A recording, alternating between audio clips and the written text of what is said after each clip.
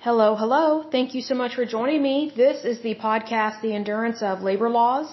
I'm your lovely host, Lesley Sullivan, and today is episode 148, and we are going to take a look at the National Taxi Workers Alliance. This is a labor union within the United States. But first of all, let me give a big shout out to my listeners because you guys, as usual, are awesome. So a big shout out to California, Texas, New York, Oklahoma, Massachusetts, Colorado, Nevada. In terms of countries, the United States, the Russian Federation, and I think it's Uzbekistan, if I am pronouncing that correctly. Good to see all of you guys. Okay, so a little bit of housekeeping. I wanted to go over some things that are celebrated in the month of September, learning quite a bit about this. So there is National Blueberry Popsicle Month. Interesting there. I like blueberries, but I'm not sure how good that would taste in a popsicle, but I guess it's worth trying. It is also National Chicken Month. So right now in Oklahoma, it's really hot, so we're not really cooking a lot of hot dishes here lately, but come, cooler weather, we might do some chicken soup. It is also National Childhood Cancer Awareness Month. I've actually met some people that are in their 20s now. They survived childhood cancers.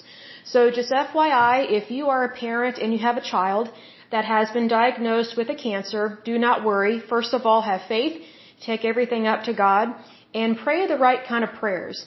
I notice that sometimes when people are fearful, and you have every right to be fearful, but do not live in fear.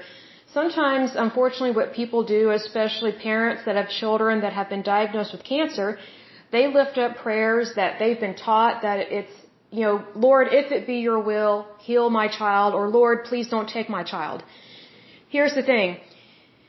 Don't ever use the word if in a prayer like that, because it creates doubt in your mind and in your heart. You should know for a fact that God loves you. So whenever you approach the throne of grace, know that God loves you, He loves your child, and He very much loves you, hears your prayer, and He wants to heal your child.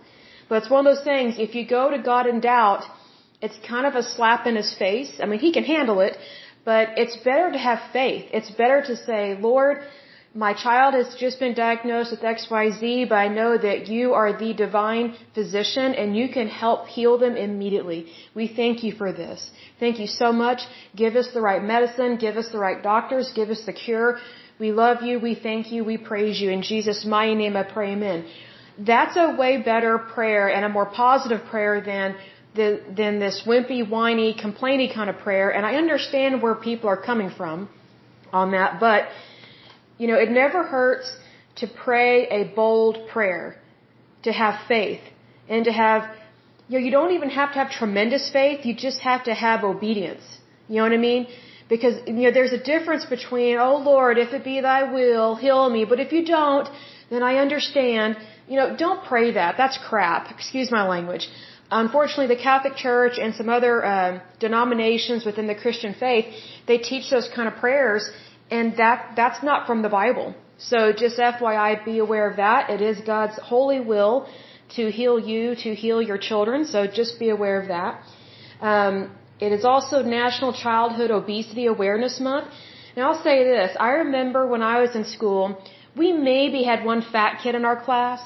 Now when I see kids, it's like half the class is overweight, and they have way more obese children than I have ever seen. And that comes down to food and fitness, the two F's. So, parents, you need to be aware and care about what you're feeding your kids and how much you're feeding them. I notice that a lot of parents are just taking their kids out to eat all the time. That is not healthy. So just be aware of that. And also, help them to enjoy sports. Help them to be more active and stuff. And, if they have, a group of friends, take them to like a national park for the weekend or something. So that way they are out and about walking and things like that. Kids love that stuff. They love it. And plus, because kids are young and they have a really high metabolism, they can easily burn off that fat really quick. So that's the blessing of being young, right? Always a good thing. So then it's also National Courtesy Month. Oh my goodness. We definitely need more courtesy in our country. I think people are still upset about COVID-19 and they're walking around just kind of in this slump. I think the country being locked down for as long as it was Some states were locked down longer than others, but I think when you do that, and there was a good reason to do so, I'm not doubting that. But, Americans, we're not used to handling cabin fever, as they say. Pioneers and settlers and, people way back in the day, they were used to being alone for long periods of time. We're not used to that. We are a very, I think, hyperactive society, and I think that came to bite us in the rump, so to speak. So please be aware that some people need a break and they need to be uplifted, They may be walking around still feeling loneliness and maybe have a little bit of depression because they haven't quite recovered from what happened with COVID-19. Maybe their business took a hit financially, those kinds of things. First of all, what I would do is I would lift those up in prayer because I look at it this way. Some people think they cannot go to God with their requests because they don't want to be seen as complaining. Here's the thing. When you pray to God, it's not, how to describe this? Your complaint becomes a request because you're taking it up in prayer. Now just be sure to not be a Debbie Downer, you know what I mean? Like it's one thing to open up your heart and just say it like it is, and I've had those moments where I have cried in prayer, but I know that I feel better afterwards. If you are in a bad habit of complaining and never seeing the good in life, then not only will you complain in your prayer, but you won't feel better after you've prayed or after you've cried or after you've, gotten that off your chest because you haven't laid it at the foot of the cross. See, that's what it means to cast your cares onto the Lord.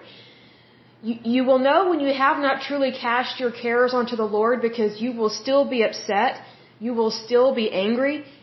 Whereas if you have truly cast your cares onto the Lord, you will have given that burden to Him because that's how God wants to help you. Give me your burdens, I will give you rest. But if you don't give Him your burdens, then you will not have rest. So that's kind of how that works with that. I shouldn't say it kind of. That is how it works. And so I hope and pray that helps a lot of people because I think there's so many people that they don't know how to pray. And, I'm speaking from experience on this. I was not taught how to pray.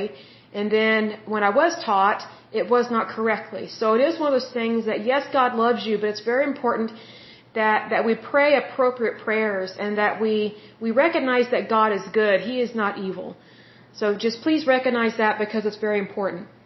Now, in terms of September and things that are celebrated or just things to bring awareness to, is National Singles Week. When I first read that, I thought it said shingles, kind of like the virus. So I was kind of thinking, really, we're celebrating that? I guess to get the vaccine, which it is a good vaccine. It is really good, but it's not Shingles Week. It is Singles Week. So I will say this in regards to being single. If you very much want to get married, you should definitely lift that up in prayer because God loves you and He wants to bring you a partner. So He wants you to have a wonderful spouse. The great thing about holy matrimony is that it is between one man and one woman because that is the way that God designed it. And He doesn't want us to be alone. So if you're sick and tired of being single or maybe you're just frustrated with dating, take that up with God. He can help you with that. If God can part the Red Sea for the Israelites, He can help you find a soulmate. He can help you find a spouse. So don't give up, be positive, and just have a wonderful life. That's what I say. It is also National Indoor Plant Week. I think we've learned a lot about that since COVID-19 because I think a lot of people, they started to grow things in their house. So I think that's wonderful because I think it's good to grow what you like to eat. So if you like to eat corn, grow corn. I'm growing corn and bell peppers and pumpkins and okra right now. So, definitely, I live in an apartment, but if you have a balcony or a patio, fill that up with plants and also grow some herbs. I think it's really good for people to grow things. It gets you outside and plus it's also something to do that's positive. So that's always a good thing. Okay, it's also National Surgical Tech Week. So the people that help surgeons out, that's good. It's also National Security Officer Appreciation Week. So I am appreciative of security officers. I will say this in that same token. I think there are way too many wannabe cops that are security officers. Like they either A, have not tried out to be a police officer, or B, they did and they failed. So I look at it this way. If you want to be a cop, you need to apply and at least try. If you have failed a couple times at becoming a police officer, then maybe you need to look in a completely different area for a profession, because it's always kind of scary for women whenever we meet security officers that are wannabe cops, and they're trying to act like a cop, but they're not one. Like, they don't have a badge, from the city or the state, but yet they act like they do, so they take on this additional authority kind of attitude, and it's not appropriate and it's not right. So that's my only beef with that. It is also National Construction Appreciation Week. I think that's a wonderful thing to look at, because we have a lot of construction work that takes place here in Oklahoma. It kind of comes and goes in terms of building houses, because sometimes we have a housing boom, other times it's pretty low and slow. But we always have work being done on our highways and just our regular streets as well. And I just want to lift this up in prayer that people be more respectful of construction workers, because you really need to do the adjusted speed limit for those areas, because not only does it protect the workers in that area, but it also protects you. And there's a reason why they lower the speed limit. It's for safety reasons. So we want to make sure that we follow those laws for that. And also, people that do construction work, they're really putting their life on the line in terms of things of that nature, because it's not easy being a construction worker. I mean, here in Oklahoma, it is hot outside. I mean, it is just flaming hot. And so I know those guys and gals, there are not very many women that do that kind of work, because it is really tough. But it's one of those things that it is an extremely tough job. So please just be appreciative of the people that do that line of work, because they don't have to do it, but they choose to do it. In terms of things that are celebrated on specific days, we got a little bit behind. So on September 15th, it was International Day of Democracy. That is a wonderful thing to celebrate, because it is only within democracy that you are truly free. We are very lucky here in the United States that we have liberty, we have freedom, and we have capitalism. If you do not have those three things, it is very difficult, in fact impossible, to have a truly free country and to have a good, holy nation, because, speaking from a woman's point of view, it's very important for women to have the right to vote, to be able to own property, to be able to have access to equal pay, and to have a safe work environment. So unfortunately, I've noticed that with countries that do not have democracy, they do not have freedom, and they do not have capitalism, typically 99% of the time the women there are suppressed because of the sex that they were born. There are even some countries, such as India, that they do what they can to get rid of their daughters. It's just like in China. I think they went from having a one-child law to now you can legally have 2 children. But the thing that was really sad under the one-child law in China, which mind you is a communist country, if ever whenever a woman gave birth to a girl and that was their first child, they typically got rid of it because they wanted a son. Because unfortunately, even in communist China, boys are considered more valuable, because boys are considered to be less expensive, which it's sad that people view human life as expensive or not expensive, but they view boys as less expensive and as someone that will take care of their parents when they are in old age. So unfortunately, in China, it was very common and is still very common for little girls to be dumped in sewers and in garbage heaps and trash dumps and things like that. There was one baby that a woman gave birth to in a toilet, and this child clogged up the plumbing system, and they're trying to figure out what was going on. And when they opened up the piping, they found a newborn baby in there, and she was still alive. And as far as I know, she was adopted out. But just think about how cruel that is, to do that to a child. Well, one of the reasons why they do that is because, first of all, lack of character, lack of morals, lack of values, but also their communist regime in China that over-dictates who can breed and who cannot breed, like who can have children and who cannot have children, and they also limit how many children you can have. So, needless to say, they do not have democracy, they do not have freedom, and they do not have capitalism. Even though communists very much love money, they do not have capitalism. So they will suck it dry is what they do, but just be aware of that. Also on September 15th, it was World Afro Day, so very much some African American heritage there. It was also World Lymphoma Awareness Day. And then it was International Day of Listening. I think that's good for our society. I didn't know there was an international day in terms of that, but it always helps to listen to people as opposed to interrupting them and over talking. Then we move on to September 16th. It was the International Day for the Preservation of the Ozone Layer. Just from my experience as a child, I did not take that really seriously, the ozone layer, but also I didn't really understand it. Now, as an adult, considering how hot it gets here now in Oklahoma and how much of a heat wave we're still having, even though we are supposed to be in fall temperatures, that definitely gets my attention in terms of preserving the environment and helping it to repair and renew itself. Because, I'm not a crazy environmentalist, not by any means, but I do think that we have the responsibility to be good stewards of what God has given us. I think it's a travesty to destroy whatever your Heavenly Father gives you. So I think it's very important that we take care of whatever we have been given. That way, whatever we pass down to our children is in a better condition than when we received it. I think that's very important. Let's see here, September 17th, it was International Country Music Day. In terms of country music, the only kind of country music that I like is kind of the classic, kind of old school, like with Patsy Cline. Amazing female artist. She unfortunately died, I think in her 20s, late 20s, early 30s.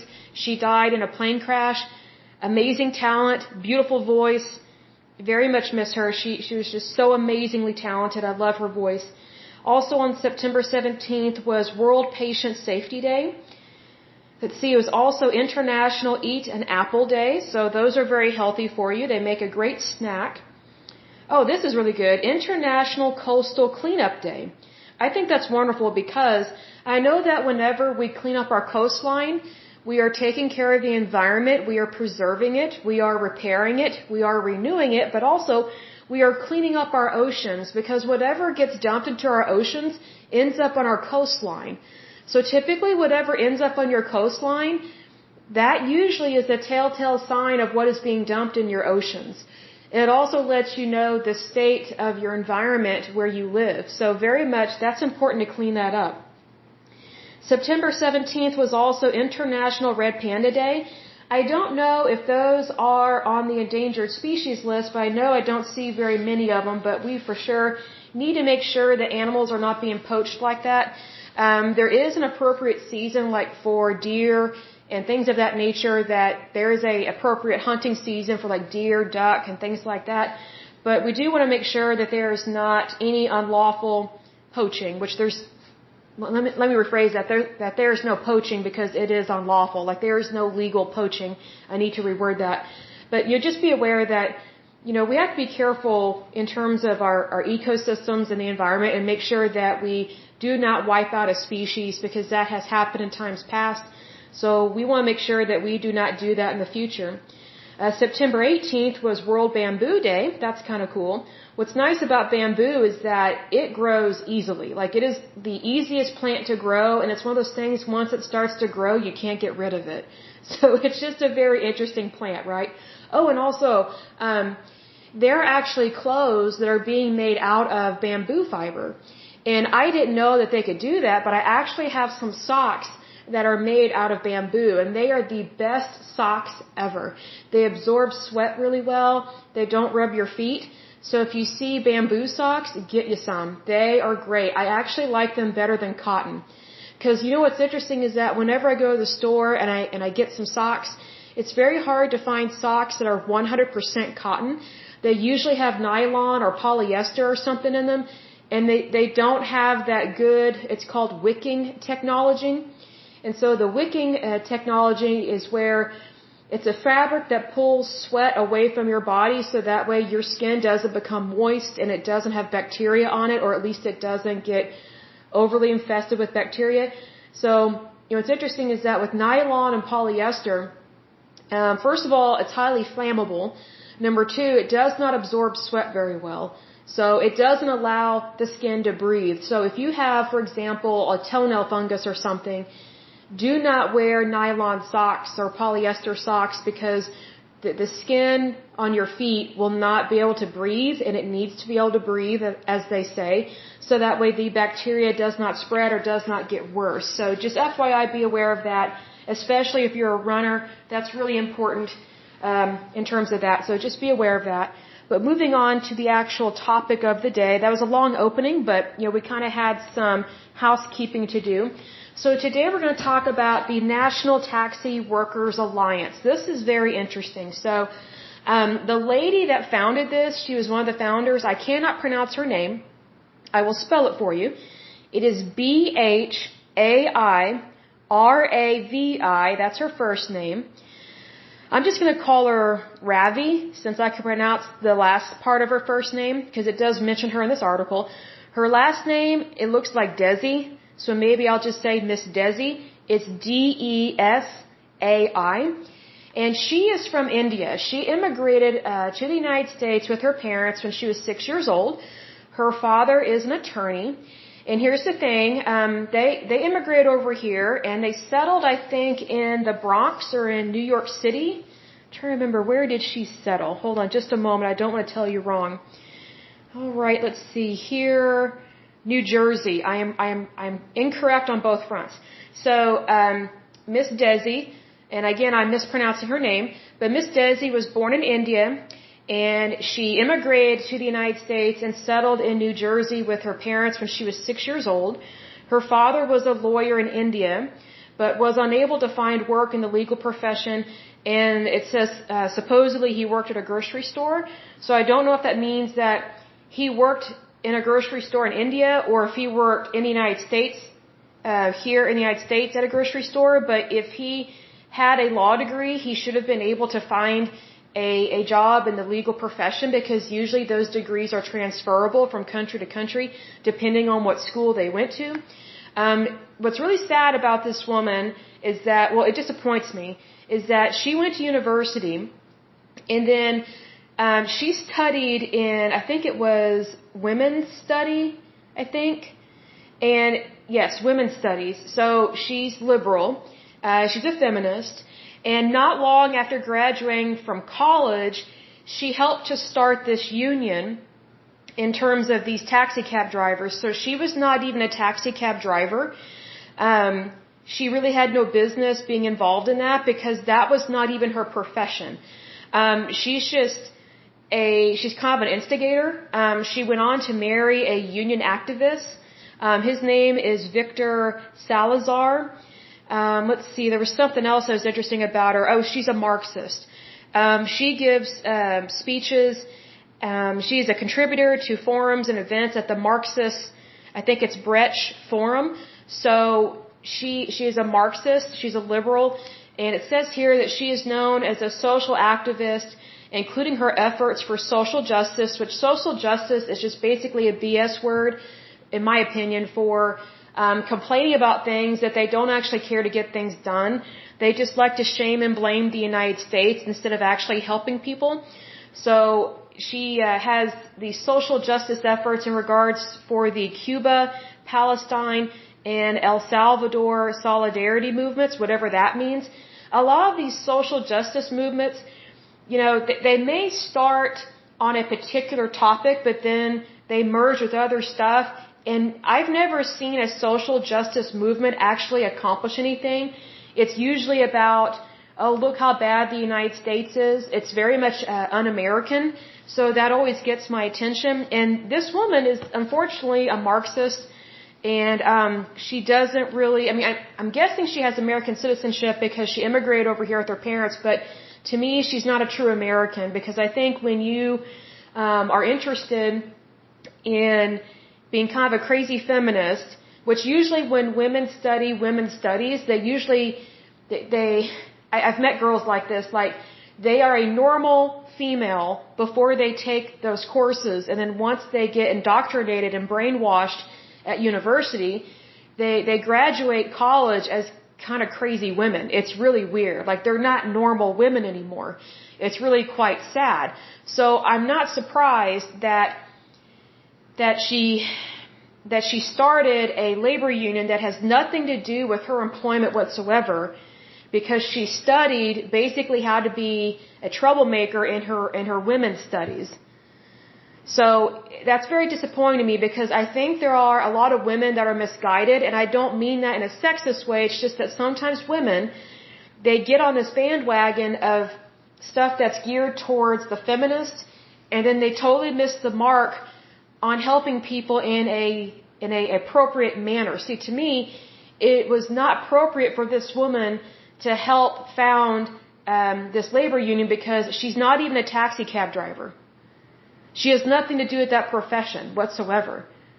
So she's just causing problems. I mean, yes, these taxi cab drivers have a purpose, they have a point in their founding and what they want to do, but you know, their labor union is very unique in that it's for independent contractors. It's not for regular workers. So, you know, they were allowed to be in the AFL-CIO, but the labor laws that pertain to workers in regards to labor unions do not completely apply to independent contractors because it's a totally different demographic in terms of labor, excuse me. So it's kind of like she's barking up the wrong tree. And I can see why, because she's a Marxist, a feminist, and she's not really pro-America. Because whenever someone is a Marxist, it very much reminds me of how we have looked at other labor unions in times past, and quite a few of them are started by either Marxists or anarchists. And so they very much are not for the United States, they are against the United States. So they're troublemakers. But here's the thing, they latch on to a cause that actually has a purpose and a point. And they latch on to something that, you know, 90% of Americans totally agree with. But they spin it into something that is not pro-America. See, that's the problem with this. So let's go ahead and dive in just a little bit deeper to this. So this particular labor union, again, is the National Taxi Workers Alliance, also known as NTWA. It was founded in 1998. It's headquartered in New York City, obviously because that's where a lot of these cab drivers are. It only has one location in terms of countries. It is in the United States. So this is not an international labor union, thank goodness.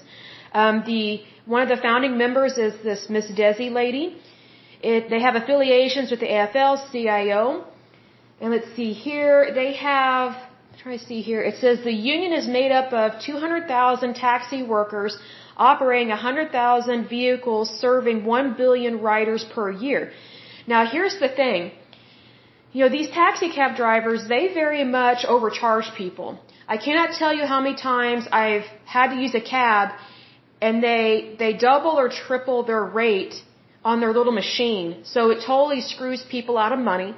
Also, they try to squeeze out other companies, which this isn't a company, this is just independent contractors that drive cabs, but they tried to squeeze out Uber and I think Lyft and someone else. Well, here's the thing. That's a very Marxist and communist things to do because they do not believe in capitalism. So it punishes the consumer. So basically these taxi cab drivers, they get to have their own rates, which are ridiculous. But unfortunately, they were trying to squeeze out all these other companies because they did not want competition.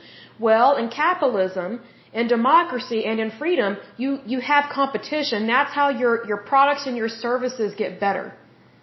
And thank goodness Uber and Lyft and one of these other companies, I can't think of the name, thank goodness they fought this, I don't know if they fought this union, but they fought the taxi cab industry because they knew it sucked. They knew it was not the cream of the crop in terms of giving people a ride. I mean, there were a lot of issues with taxi cab drivers, and this article doesn't talk about that because, again, this is specifically about this labor union, but, you know, there's a reason why the United States is so successful and why we are number one is because we are a democracy, we have freedom, and we believe in capitalism. But if you go along the lines of how this labor union operates, they don't want any competition ever. Well, if you have no competition, guess what? That greatly decreases job availability. So it increases unemployment, it increases inflation, and it decreases competition so that way the consumer, regardless of whether the consumer has a job or not, they're having to pay more. Is that right? No, it is not. Now, mind you, these workers, they are workers, and they do have rights. But it's not the same type of rights as someone that, let's say, works for, Kroger grocery store, someone that has a permanent full-time job, or maybe someone that works for Dell or Amazon, or maybe, works for, an accounting firm or something. Those are permanent full-time positions. Taxi cab drivers are a workforce that are independent contractors. So they are not guaranteed wages per se, and they are completely responsible for their health insurance, their life insurance, their disability insurance, all that stuff. Why? Because they are independent contractors. They are not part of just one company. So they're basically their own boss. So that's why whenever you are an independent contractor, you are taking on all of that financial responsibility because you're independent. You're not with a specific company. So, surprisingly, this union was allowed to mobilize and to be unionized in terms of its members, and is technically the only one that was allowed to join the AFL-CIO and it be independent contractors, which I'm surprised by this. Because independent contractors, they do not have the same type of jobs as just regular workers. So, unfortunately, what this union focused on was they tried to make it seem like, there's only certain demographics that drive taxi cabs. Well, here's the thing. There are people that drive taxi cabs, but it's not just one particular race. This article says that NYC's cab drivers are immigrants, belonging mostly to Bangladesh, Pakistan, and India. Well, here's the thing. Data analysis is very speculative, unfortunately, because it's what demographics are you looking at? So it's one of those things that even though these are immigrants, well, there are also people from India that immigrate over here that are very successful millionaires, billionaires, lawyers, doctors, and engineers. So what this labor union has done is they've made it seem like, these workers are suppressed and oppressed because of the countries that they're from, and this is the only type of job they can get. Well, we know that's a lie. Because first of all, I would look at what kind of worker visa did they apply for? Are they here legally? And also, what are they striving for? See, because here's the thing. They chose to come over here to the United States. Like, they came over here, of their own free will, and they got these jobs, and it's their choice where they work. If they want a better paying job, then they need to have the credentials for that job, and they need to update their resume, and they need to apply to those jobs. So, yes, these workers, they are working in the cab driving industry, but it's not just people from Bangladesh, Pakistan, and India.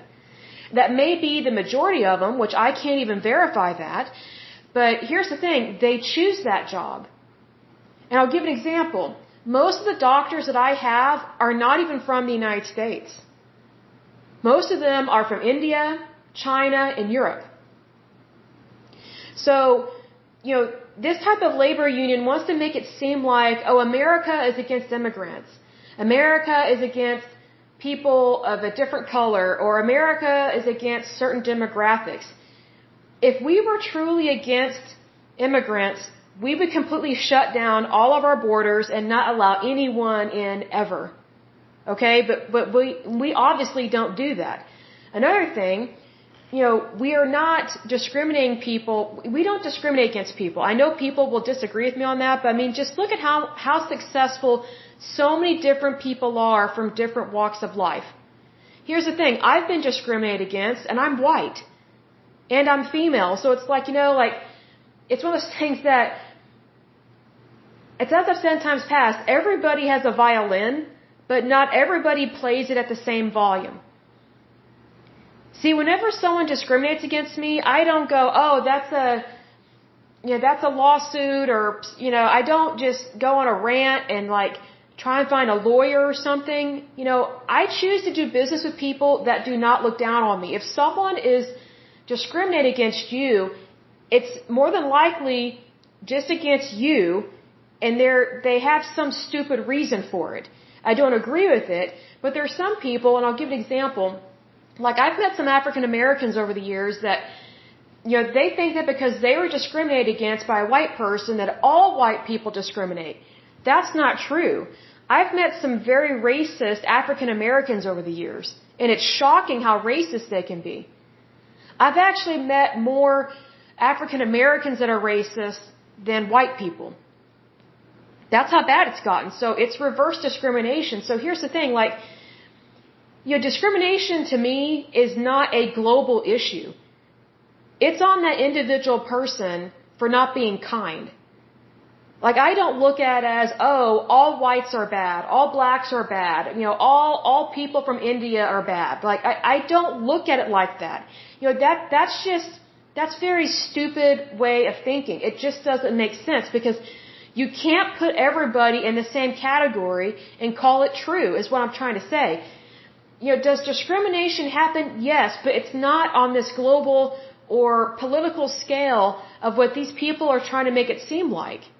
See, because there's the thing, if the United States was truly horrible and racist, we wouldn't allow anybody in from any country that is not white.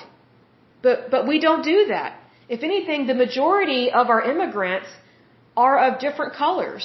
I would think that would be very obvious that we are very much for other people of other races, other countries, other cultures, things of that nature. And it's important to realize that, whenever you have labor unions like this that are founded by a Marxist, you have to be very careful in what you believe about what they say. Because yes, there may have been some issues with taxi cab drivers and their rights and things like that, but here's the thing. There are some workers' rights that do not apply to them because they are independent contractors. I've been an independent contractor, and I didn't have the same rights as someone that, was a full-time permanent employee. That's just how it is. Like, it's a different type of work. Like, these taxi cab drivers, their independent contractor type of work is no different than someone that is, maybe a roofer or a construction worker. A lot of those guys are independent contractors. Very rarely are they considered permanent employees because they move from project to project. That's just how it is. So needless to say, this union, there is a purpose for it. I know there is. It's just, they do not have the same rights as other unions because their workers are independent contractors.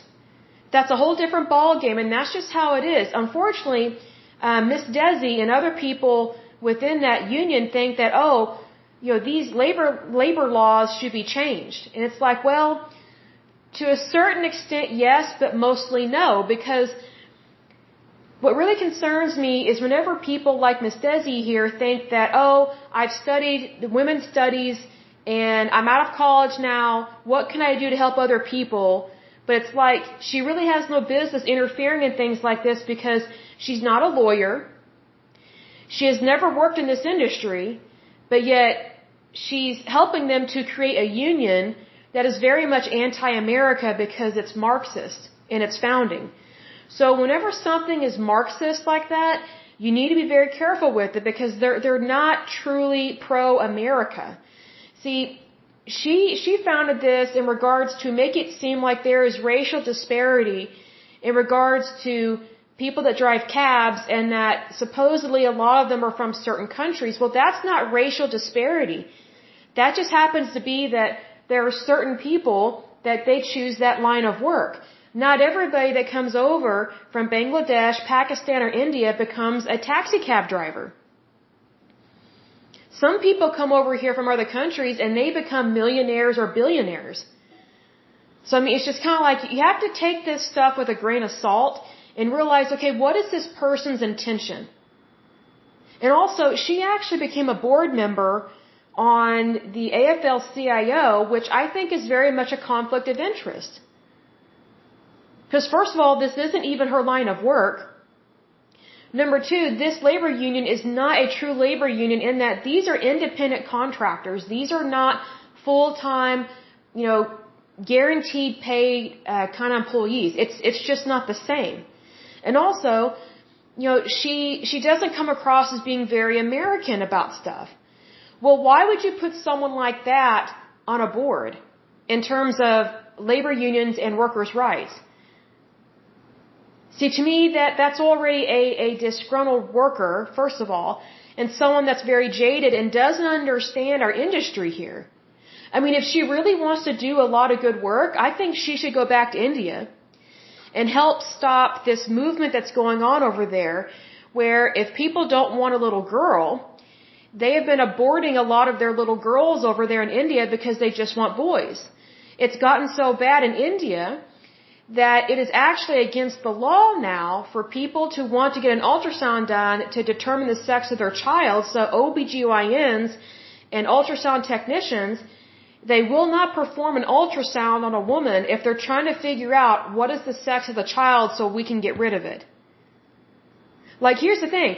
This woman, this Miss Desi chick, she studied women's studies, but yet she's not even going back to her country and helping women there. Women are very much suppressed and oppressed over there, especially little girls. I mean, they're being euthanized.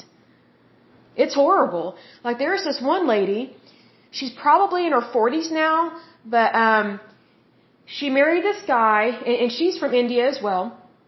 So she married a guy over in India. Her mother-in-law was a total witch, was horrible to her. And this woman, she married a guy that was pretty much a mama's boy, would not stand up for her, would not stand up to his mother. Well, this woman became pregnant, and they forced her to get an ultrasound done to see what is she pregnant with because they only wanted little boys. Well, they found out that she's pregnant with twin girls. Well, they tried to force her to get an abortion. She refused. She tried to run for her life, and the mother-in-law threw her down a flight of stairs, tried to get her to miscarry. This woman got away from her husband and from her evil, wicked mother-in-law, and she divorced her husband and immigrated to the United States and gave birth to two very beautiful twin girls. I mean, they're probably either in middle school or high school now, but this is an ongoing problem. So here's the thing, this Miss Desi chick, getting back to this labor union, she studied women's studies, but she's not even helping women. She's not even helping little girls. I think she would be great at helping women over in India, because India still has a problem with the caste system. Which, for those that don't know what the caste system is where whatever demographic you're born into, if you're born into poverty, and let's say your family cleans toilets for a living, that's all you will ever be allowed to do, because that's what society will tell you to do. You are not allowed to be more educated. You're not allowed to go to school. You're not allowed to move up to middle class or upper class. Whatever demographic you were born into, that's where you permanently stay, especially for poor people. I would think that this Miss Desi chick, since she claims to care so much about workers and about women, that she would hightail it back over to India and help the people that are very much oppressed over there with lack of women's rights, lack of equal pay. I mean, just lack of protecting an unborn child, and there's lack of workers' rights over there. It's really quite sad. But see, here's the thing, there's so many international people that come over here, whether they come over here when they're a child or as an adult, they don't care to leave the United States because they know they've got it good here, but yet they complain, and I could use different words, they complain about stuff that's not even their business here in the United States, and they're troublemakers. And they don't even come across as being a true American. So more than likely, this woman is a crazy liberal nutbag, and she's also a Marxist, which means she's really out there. Like, she's far beyond liberal crazy. She's a Marxist. But see, here's the thing. Where did she get that ideology? She immigrated over here when she was 6. And her dad's a lawyer. He doesn't talk about her mother very much. But then she went to college here in the United States, but she never went back to her country to help her people there that are being oppressed. See, I find that very interesting whenever someone claims to care about human life, but they're not even helping their own people. All they're doing is causing problems here in the United States. The United States is not a perfect country, but we are way better than India and China. Way better. Way better. I mean, it's shocking to me some of the things I hear about with India, but what's interesting is that there are so many people in the United States from India they have no desire to go back to India and help their people. They have no desire to go back and stop the caste system. They have no desire to stop poverty over there. They have no desire to stop disease. They have no desire to help them have a better healthcare system, which FYI in India, they have socialized medicine and it absolutely sucks. You know, what's interesting is that every country that has socialized medicine completely failed during COVID-19. So many of their people died because socialized medicine systems cannot handle severe outbreaks of any kind. And COVID-19 proved that. These socialized medicine structures in these other countries, they were a complete and utter failure. Like, I don't even think India has been truly vaccinated. Like, they get the vaccine, but they don't have enough. Well, that is a direct reflection of their government, and they vote those people in. So it's just it's very sad that, you know, there are so many good things that can be done in India. But the Indian people that are here in the United States, they got it good. They don't want to go back to India. It's hot, it's humid, it's poor, it's gross, it's disease infested. I mean, unless you're rich and live in like one of the really fancy cities or something, but the majority of the population there in India is poor, starving, and diseased. That's very sad. That is the reflection of their government and their people, especially the people that they elect to office. And it's very sad because they choose not to do what's right. So needless to say, you know, I've talked about this in previous podcasts, and I'll close with this. Anarchists, Marxists, communists, fascists, and liberals, they don't really value human life like you think they do. They have tremendous problems with greed. Tremendous problems. That's why they love to come to the United States, set up shop, and then try and infiltrate our industries, change our labor laws, and then try and get elected to these different offices. It's very concerning because, you know, it's one of those things, I wish more people would call them out on it and be like, hey, if you want to do some good, why don't you go back to your country and help your people? They're really suffering.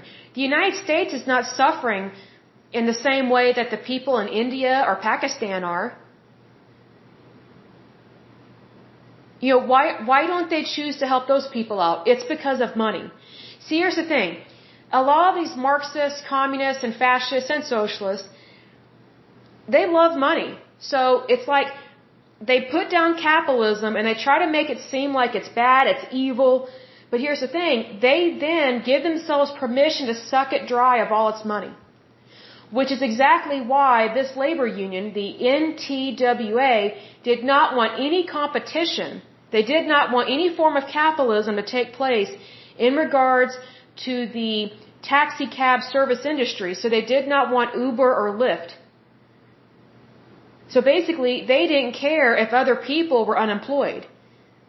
But yet they try and claim, oh, we're in this together, support us. Well, if we're in this together, then we should have more jobs within the same industry and more jobs in other industries as well, because that's how you have freedom and democracy. You have competition, you have capitalism.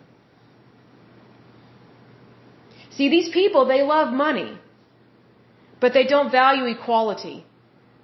Because the way they view it is they think, well, I really believe in this organization, so their rights are more important than other people's rights, when that's not true at all. See, they don't understand democracy, they don't understand freedom, and they don't believe in it. You'd be surprised how many immigrants, how many foreigners, and how many international people do not really believe in freedom, they do not believe in democracy. They love money. They love what we have here. But they very much believe in practicing oppression in one form or another. But yet they won't call it that. See, here's the thing. Like, I know that I value my labor, and my labor is very much important. But my labor, my work, is not more important than somebody else's. We are equals. Even if someone makes more money than me, or if I make more money than them, we are equals in the United States. But with labor unions like this, especially ones that are founded by Marxists like this lady, they think that the labor that they think is great is the only one that is good labor and everybody else can just suffer. Like, you don't deserve the same rights that we have. That's not how the United States works. That's not how democracy works, and that's not how freedom works. That's also not how capitalism works. See, that's why you cannot go along with what a Marxist, an anarchist, or a socialist says. Like you cannot attach yourself to their agenda, because more than likely they're just using you for your agenda so they can promote what they really want to do. See, it's very much a conflict of interest with these labor unions. They claim to care about workers' rights, but they don't care about all workers' rights. They only care about the workers' rights that they are focusing on. Well, that's favoritism, that's nepotism, and technically that is oppression to anybody that is not in that labor union. We have seen this time and time again in several labor unions, and that's the problem with them. I have no issue with them protecting workers' rights, lifting up workers out of the pit, helping them to have equality, have good wages, things like that. But here's the thing, that does not give them permission to change our laws for their favor, and it does not give them permission to put other people out of work, which is exactly what this labor union very much wants to do and still tries to do. Because it does not like Uber or Lyft or some of these other companies. Well, get over it. You know, there's competition in this world. And here's the thing. It's the consumer that decides which companies stay in business and which companies do not stay in business. But unfortunately, these labor unions, they act like they are completely in charge of the industry. That's not how industries work. Industries are always customer service oriented. It is always the consumer that determines which companies are successful and which ones are not. The consumer determines that based on who they do business with. Like, how would you like it if you were forced to only do business with one company and you could never do business with anybody else? Who in their right mind would vote for that? Who in their right mind would be for that? Well, these labor unions are for that. And that's not right, because they wouldn't like it if that was done to them. See, that's where these labor unions lack equality. They claim they want equality, and they want freedoms and all this stuff, but what it really comes down to, they want to eliminate competition, they want to get paid way too much money, and they do not understand currency, they do not understand our banking system, they do not understand inflation, and they do not understand supply and demand. Like, these people need to take a business class. Don't take a political science class. Take a business class. Take an entrepreneurship class. Take an accounting class. Those classes educate people way more than these political activist kind of classes. Because to me, most political activists that quote unquote are trying to have social justice, they're just troublemakers and ruckmakers. They do not understand capitalism. Because if they did, they would then understand, oh, we can easily overcome this by having more competition and make our product better than everybody else's. See, here's the thing, if you do not have competition, then your industry stagnates and your products get worse, they don't get better, like you don't have innovation. Like, let me put it this way and I'll close with this. Let's say, for example, there's only one type of computer that you can buy in the United States. And the only type of computer you can buy is like a model from like the 1990s. And that's all that is ever available. Well, if that's all that is ever available, then we would not have Apple or Mac in the same way we have it today, right? We wouldn't have iPads, iPods, we wouldn't have the iPhone, like we wouldn't have all this other stuff, right? That's why you have to have competition, because it brings out the best in people. But when you don't have competition, it brings out the worst in people. If you don't want competition, like what this labor union wants, like they don't want any kind of competition, guess what? If we go along with what these people want, the United States will become like the Soviet Union. And it was horrible. The Soviet Union failed for a reason. Their economy crashed. Their currency was nothing. Their workers suffered. Millions of people starved to death. It was horrible. We do not want that here in the United States. We do not want communism. We do not want Marxism. We do not want anarchists. Because that will destroy any country. It destroyed Russia. It was so horrible for their people. It was very tyrannical. Like, people could not wait to immigrate away from there. It was so sad. Like, so many of their people died over there in the Soviet Union. But here's the thing. Whenever someone wants to control and have power, they are willing to let certain people that they don't like or that they disagree with suffer. That's what is wrong with this labor union and these founding members, especially this Miss Desi chick. See, whenever something is founded in Marxism, it's not good. We don't need another Stalin or another Lenin. Like, we don't need that. And that's not the American way. I really wish these taxi cab drivers would read up on history and realize, hey, yes, it's nice to have a labor union, but maybe we should have some different people in charge. People that are not Marxist. People that are actually pro-America, not anti-America. Because it does matter, especially when it comes to bargaining agreements and things of that nature. But I will go ahead and end this podcast. But as usual, until next time, I pray that you're happy, healthy, and whole, that you have a wonderful day and a wonderful week. Thank you so much. Bye-bye.